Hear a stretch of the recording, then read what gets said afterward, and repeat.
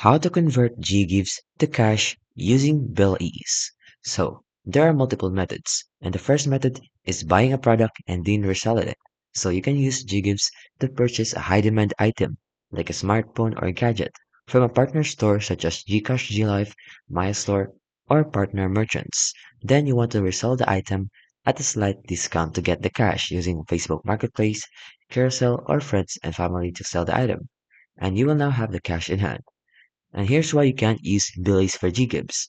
Billease only works with its own partnered merchants and apps. It does not accept Gcash credit like GGives as a mode of payment. So here's an alternative tip.